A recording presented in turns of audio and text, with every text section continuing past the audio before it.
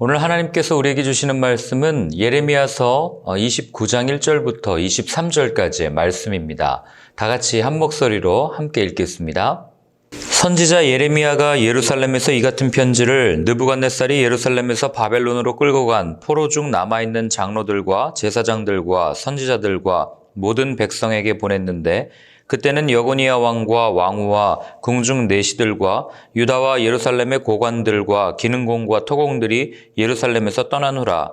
유다의 왕 시드기야가 바벨론으로 보내어 바벨론의 왕 느부갓네살에게로 가게 한 사반의 아들 엘라사와 힐기야의 아들 그마랴 편으로 말하되, 만군의 여호와 이스라엘의 하나님께서 예루살렘에서 바벨론으로 사로잡혀 가게 한 모든 포로에게 이와 같이 말씀하시니라. 너희는 집을 짓고 거기에 살며 텃밭을 만들고 그 열매를 먹으라. 아내를 맞이하여 자녀를 낳으며 너희 아들이 아내를 맞이하며 너희 딸이 남편을 맞아 그들로 자녀를 낳게 하여 너희가 거기에서 번성하고 줄어들지 아니하게 하라.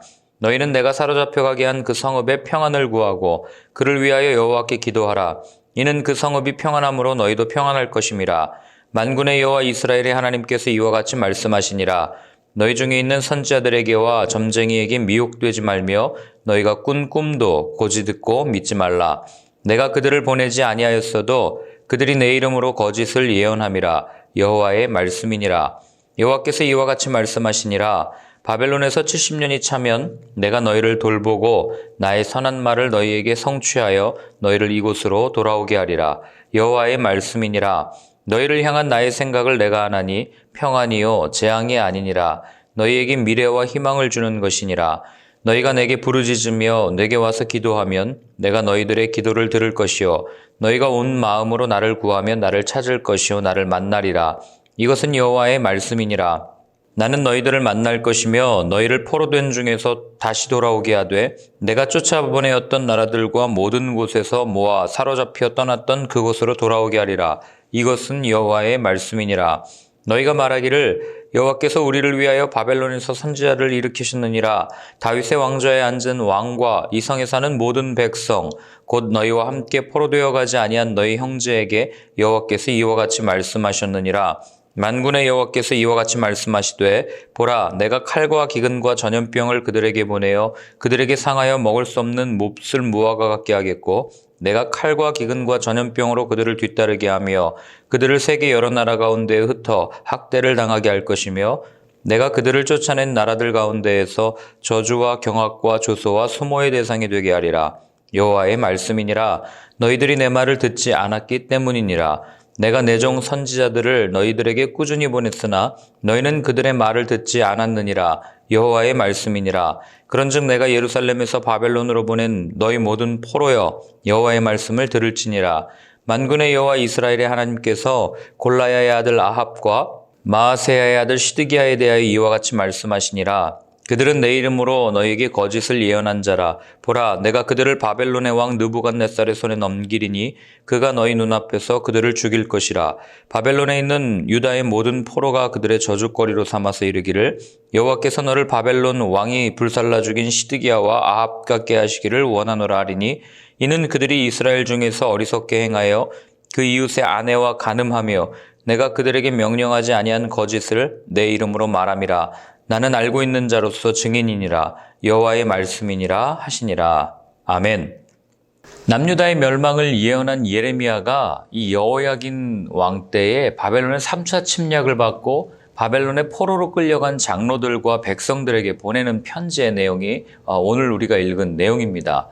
자, 그런데 오늘 거기 보면은 이 여호야긴이라는 왕은 사실 재위한 지 3개월 만에 포로로 끌려가는 그런 왕이었습니다. 자, 그런데 여러분 한번 생각해 보세요. 바벨론의 포로로 끌려갔다. 적국의 포로로 끌려갔다.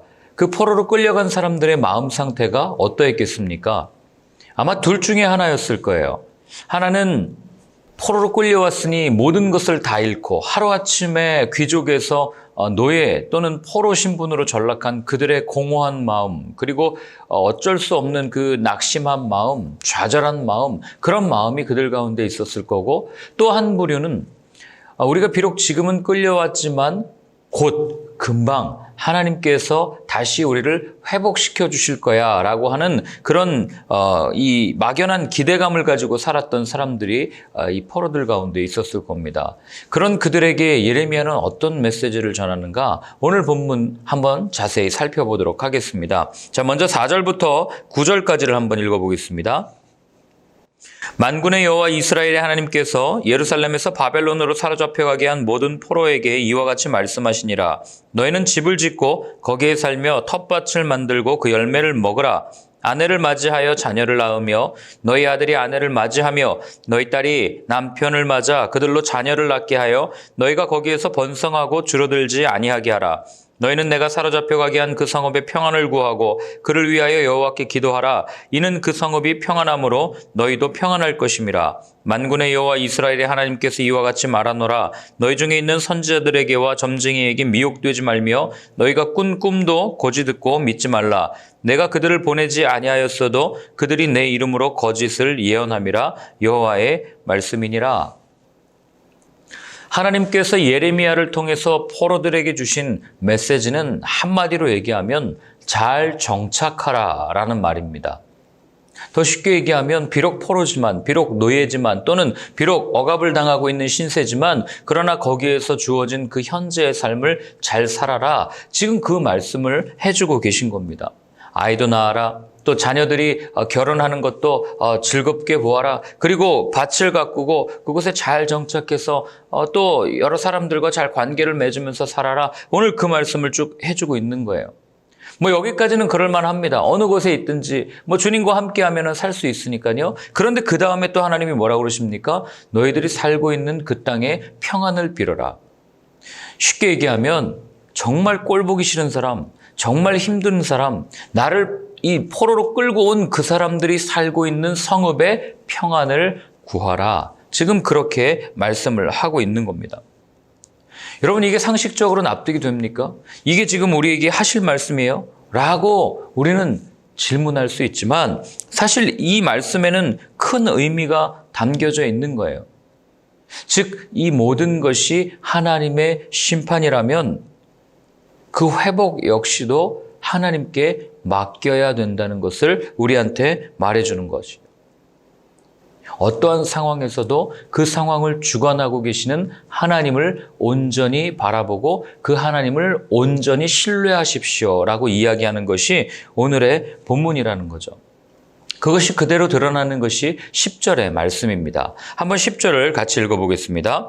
여호와께서 이와 같이 말씀하시니라. 바벨론에서 70년이 차면 내가 너희를 돌보고 나의 선한 말을 너희에게 성취하여 너희를 이곳으로 돌아오게 하리라. 아멘. 자, 무슨 얘기입니까? 앞에서 예레미야가 여러 번 얘기했듯이 하나님의 때가 되면 70년이 차면 그때야 원래 살던 곳으로 돌아가게 될 것입니다. 라고 예레미야 말하고 있는 겁니다. 그럼 우리 생각할 수 있어요. 왜 하나님은 70년이라는 적지 않은 시간이거든요. 거의 3대 정도가 흐른 시간이에요. 그러니 어쩌면 포로로 끌려간 1세대는 그 땅을 밟을 수 없을 수도 있습니다. 뭐 장수하면 상관이 없겠지만. 그런데 오늘 하나님께서는 왜 그러면 70년이 차기까지 이런 어려움을 허락하게 하셨나? 아까도 말씀드렸지만 이 모든 상황이 하나님의 손안에 있다면, 하나님의 섭리 가운데 있다면 우리는 주어진 상황 속에서 이거 너무 힘들어요, 뭐 이거 어려워요, 불평하기보다는 욥과 같은 고백을 하기를 원하셨던 겁니다. 욥이 어떤 고백을 합니까? 주시니도 거두시니도 여호와시니 오직 여호와의 이름만이 찬송을 받으실 겁니다. 이 얘기가 무슨 얘기예요? 내가 지금 어떤 상황에 처해 있든 이거에 별로 관계없이 내가 할 수 있는 것은 하나님을 찬양하는 것밖에 없습니다. 라고 고백했던 욥의 고백 아니겠습니까? 하나님께서는 남유다 사람들에게 이 고백을 듣기를 원하셨던 거예요. 모든 것이 하나님께 달려 있습니다. 하나님을 믿지 못하고 하나님을 의지하지 못하니 이 남유다 말기 보면 말기뿐만 아니라 중기서부터 계속해서 이 나라 저 나라 기웃거리면서 어느 것이 우리에게 이득이 될까? 어떤 신을 섬기는 것이 하나님도 섬기고 또 플러스 옵션으로 어떤 신을 더 섬겨야 우리가 더 부유해질 수 있을까? 더 부강해질 수 있을까? 고민하는 그들에게 하나님은 결국 이 심판이라고 하는 이 회초리를 들면서 계속해서 가르쳐 주시는 것이 무엇입니까? 나를 좀 바라봐라. 나를 의지해라. 이 모든 것 다 내 손 안에 있는데 왜 자꾸 다른 데 가서 기웃거리려고 하느냐? 왜 자꾸 내게 주어진 메시지가 아닌 거짓 예언자들의 그 이야기에 귀를 기울이면서 왜 자꾸 내 마음은 그렇게 헤아려 주지 않냐? 하나님이 그 말을 하고 있는 겁니다. 그런데 아무리 우리가 하나님을 믿어도 여러분 내 뜻과 하나님의 뜻이 달라서 갈등할 때가 우리가 얼마나 많아요. 오늘 이 남유다 백성들이 그렇지 않겠어요? 포로로 끌려간 사람들이 그렇지 않았겠습니까? 아니 하나님 우리 언제 돌려보내실 건데요? 좀 그냥 돌아가게 하시면 안 됩니까? 금식하지 않았겠어요? 기도하지 않았겠습니까? 하나님이 난관을 이 어려움을 이겨내게 해주십시오. 얼마나 기도했겠어요? 내 생각과 기대만큼 하나님께서 주시는 응답이 다를 때 또는 그 응답이 오늘 본문에 있는 것처럼 70년이라는 시간처럼 굉장히 더딜 때 우리는 갈등하죠. 내가 바라는 것이 그대로 이루어지면 여러분 얼마나 좋겠어요. 오늘 아침에 하나님 오늘 저녁에 내가 좀 바라는 이것들이 이루어졌으면 좋겠습니다. 했는데 오늘 저녁에 집에 갔더니 그게 이루어졌다. 그러면 여러분 얼마나 좋겠습니까? 그런데 우리의 현실은 그렇지 않다고요. 우리의 삶은 그렇지 않다고요. 내 기대와 내 부흥에 따라서 하나님을 이용하려고 했던 그 못된 심보가 예수님의 삶에서 그대로 드러납니다. 예수님께서 예루살렘으로 입성할 때 많은 사람들은 호산나 호산나를 외치면서 예수님의 입성을 기뻐합니다. 아주 좋아해요. 이유가 무엇입니까? 그들이 그토록 바라던 정치적 독립을 이룰 자신들의 그 독립이라는 꿈을 이룰 수 있는 그런 메시아가 오셨다. 그런 기대감에 종려나무 흔들면서 호산나 호산나 외쳤던 거 아니겠습니까? 그런데 그들의 기대와 예수님의 모습이 조금 다를 때 그들은 어떤 모습을 보입니까? 폭군으로 변해서 예수님을 십자가에 못 박는 그런 모습을 보이지 않습니까? 그런 일련의 기대와 우리의 희망과 이 모든 것이 무너지는 장소, 하나님의 응답과 어긋나는 장소가 바로 십자가라는 거죠. 그런데 그 십자가, 그렇게 기대와 이 응답 또는 하나님의 뜻과 어긋나는 그 모든 일들을 예수님께서 어떻게 풀어가십니까? 그 키는 바로 겟세마네 동산 기도에 있는 거 아니겠어요? 아버지, 나 이 잔 마시고 싶지 않아요. 이 십자가 지고 싶지 않아요. 그러나 내 뜻대로 마옵시고 아버지 뜻대로 하옵소서. 이렇게 결론을 낼 수 있었던 이유는 예수님께서는 그 기대와 자신의 기대와 그 하나님의 뜻이 다를 때 그것을 기도함으로 이겨냈다고 하는 것을 우리는 알게 됩니다. 그렇기 때문에 여러분 갈등이 고조하고 관계가 대립되는 그곳은 우리는 피하기 쉽고 도망치기 쉽지만 그곳은 우리가 도망쳐야 할 장소가 아니라 바로 그 자리에서 무릎을 꿇고 하나님의 뜻을 물어야 할 장소라는 것을 꼭 기억하셨으면 좋겠습니다.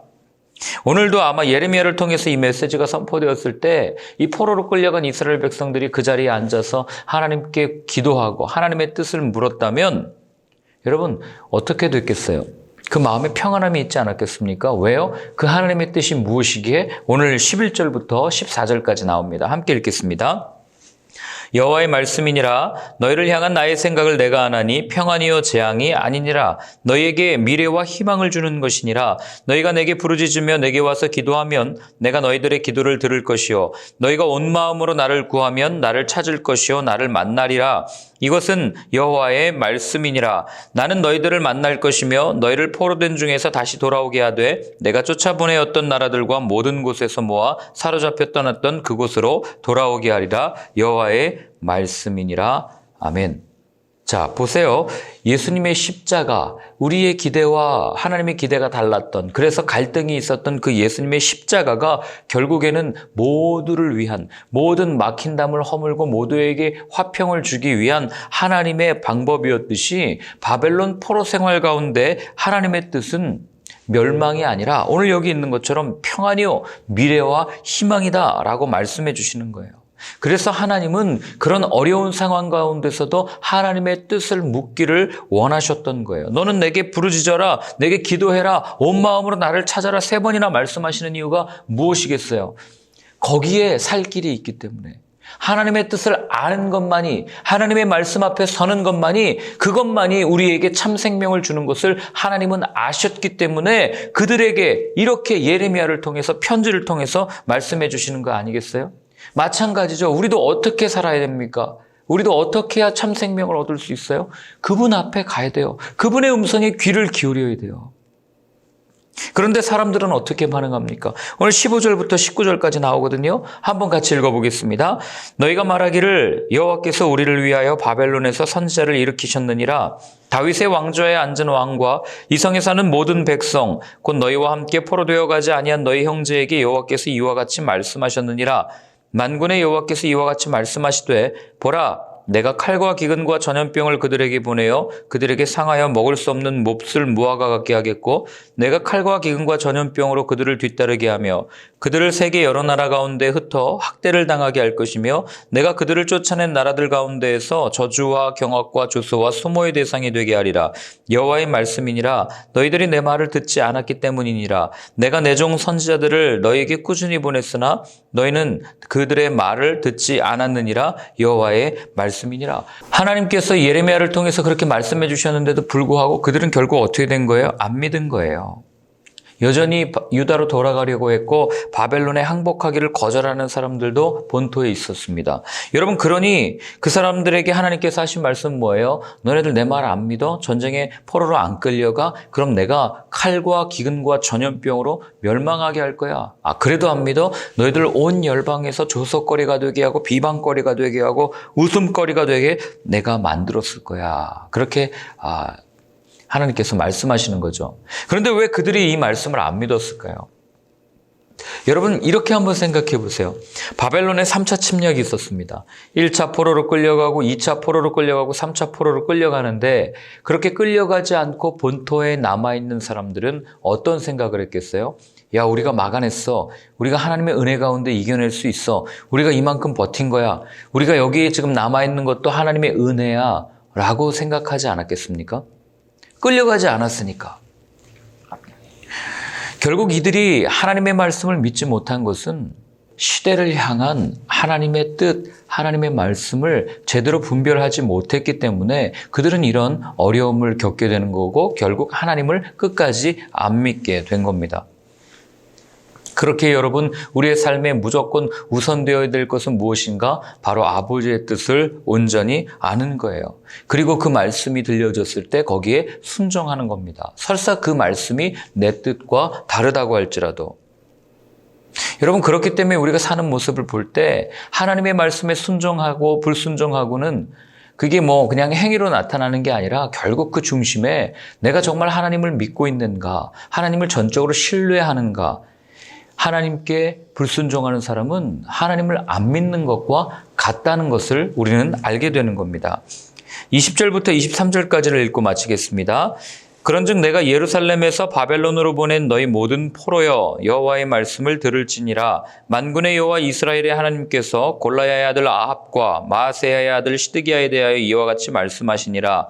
그들은 내 이름으로 너희에게 거짓을 예언한 자라.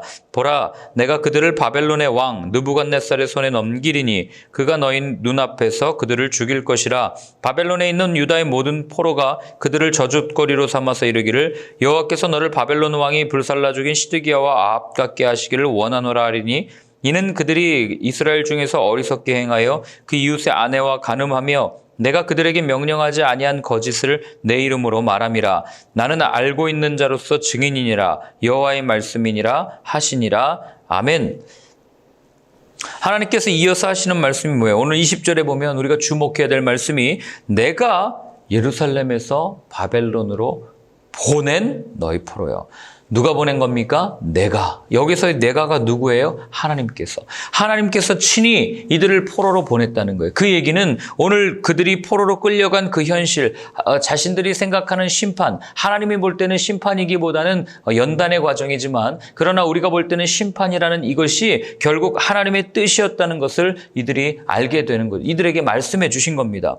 우리 눈으로 볼 때는요, 여러분 그렇게 생각할 수 있어요. 아니 남유다의 국력이 약해져서 바벨론의 느부갓네살의 이 군대의 힘이 강해서 그 정복 욕심이 강해서 결국 남유다가 그냥 멸망한 거 아닙니까? 라고 우리는 해석할 수 있어요. 역사학자들은 그렇게 해석하겠죠. 여러 정세를 따지면서. 그러나 오늘 본문은 뭐라고 얘기합니까? 그 모든 일들을 주관하고 계신 분이 바로 하나님이십니다. 그걸 예레미야를 통해서 분명하게 이야기하고 있는 거예요.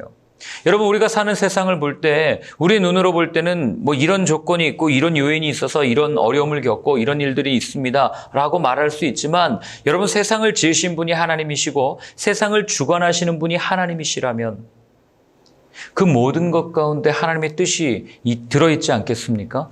이것을 바라볼 수 있는 눈, 이것을 들을 수 있는 귀, 이게 바로 믿음의 사람의 삶이라는 거예요. 오늘날 우리가 코로나로 이렇게 힘듭니다. 저도 오늘 혼자 이렇게 앞에 나와서 설교하면서 녹화해서 이때 또 올리겠지만 여러분 우리가 왜 이렇게 예배를 드려야 됩니까? 또 국론은 왜 이렇게 분열되어 있습니까? 왜 모든 사람은 서로를 비난하지 못해서 그렇게 안달이 나 있는 것 같아요? 왜 세상은 교회를 이렇게 비난합니까?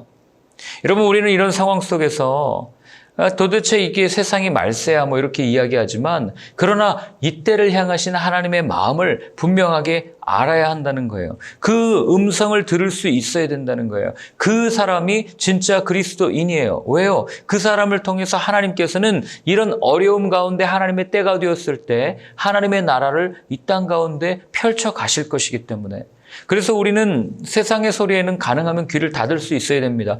반응하지 말라는 게 아니에요. 세상에 우리가 사랑하고 세상에 나아가야 해서 그들을 품어야 될 존재이기 때문에 세상에도 관심을 가져야 됩니다. 그러나 관심과 추종하는 건 달라요.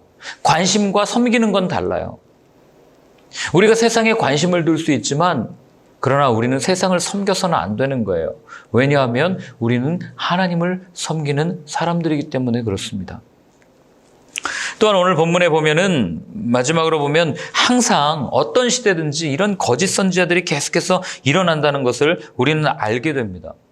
여러분 근데 참 재미난 건 선지서를 읽을 때마다 항상 하나님의 말씀을 전하는 선지자는 소수예요. 오늘도 예레미야 한 명이잖아요. 우리 지난주에도 살펴봤잖아요. 하나냐도 있었죠. 또 굉장히 많잖아요. 그런데 그들에게 대항하는 참 선지자는 딱 한 명이었다는 것. 그러니 우리가 어떻게 해야 되겠어요? 여전히 세상 가운데는 하나님의 뜻을 정직하게 전하기보다는 자신의 배를 불리려고 하는, 자신의 유익을 위해서, 자신의 기득권을 위해서 말씀을 전하는 선지자들이 많이 있다는 것을 오늘 본문은 이야기를 해주는 겁니다. 그래서 저도 늘 기도합니다. 저라고 참 선지자가 되고 싶지만 저라고 늘 참 선지자겠어요? 저도 때로는 거짓 선지자처럼 행동할 때가 없겠습니까? 그래서 바울도 얘기하는 거예요. 내가 지금은 복음을 전하고 있지만 나중에는 내가 버려질까 봐 나도 두렵습니다. 그런 고백을 하는 거 아니겠습니까? 그래서 여러분 제발 이 목사의 말에 너무 신뢰하지 마세요. 목사들의 말은 그냥 목사들의 말일 뿐이에요. 해석일 뿐이에요. 여러분 그분의 음성에 귀를 기울이십시오. 하나님의 음성에 귀를 기울이세요. 예수님의 음성에 귀를 기울이세요. 그 예수님의 음성이 어디 다 있어요. 이미 성경에 다 적혀 있는 거예요. 그러니 세상에서 여러분이 불확실한 세상에서 바른 길을 걸어갈 수 있는 유일한 방법은 하나님의 말씀을 붙드는 삶밖에 없어요. 주님의 말씀에 귀를 기울이는 삶밖에 없어요. 제발 더 이상 목사들의 말에 속지 마십시오. 물론 목사들이 여러분의 신앙생활 또는 여러분의 성경 이해를 도와드릴 수는 있어요. 그러나 여러분을 인도하는 목자는 아니에요. 어떻게 사람이 사람의 목자가 될 수 있어요? 맹인이 맹인을 인도해서 이 구덩이에 빠지는 것밖에 더 되겠습니까?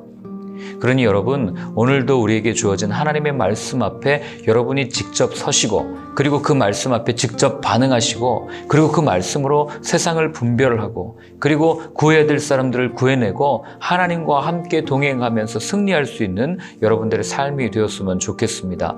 오늘 한번 같이 기도할 때 우리 이렇게 기도했으면 좋겠습니다. 하나님, 내가 하나님 앞에 온전히 서는 인생 되게 하여 주옵소서. 하나님의 말씀을 직접 듣는 인생 되게 하여 주옵소서. 주님의 우리에게 주신 이 말씀에 온전하게 반응하고 그 말씀에 순종할 수 있는 내 인생이 되게 하여 주옵소서. 우리 한번 같이 기도하겠습니다. 하나님 아버지, 오늘도 예레미야를 통하여 우리에게 말씀해 주십니다.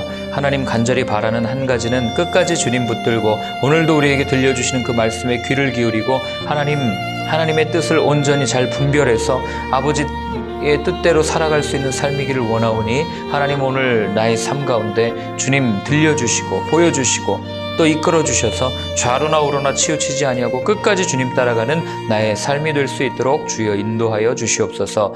하나님 아버지, 저희들 끝까지 주님 바라보며 또 오늘 우리에게 주어진 이 말씀을 가지고 세상을 잘 분별하며 세상의 많은 사람들을 품고 그 가운데 하나님의 뜻을 잘 전할 수 있는 저희의 삶이 될 수 있도록 주님 도와주시옵소서. 이제는 우리에게 영원한 생명을 주신 예수 그리스도의 크신 은혜와 하나님 아버지의 사랑과 성령님의 인도하심이 주님의 말씀에 귀를 기울이며 그 말씀대로 살겠다고 다짐하는 모든 분들 머리 위에 이제로부터 영원까지 늘 함께하여 주옵시기를 간절히 축원하옵나이다. 아멘.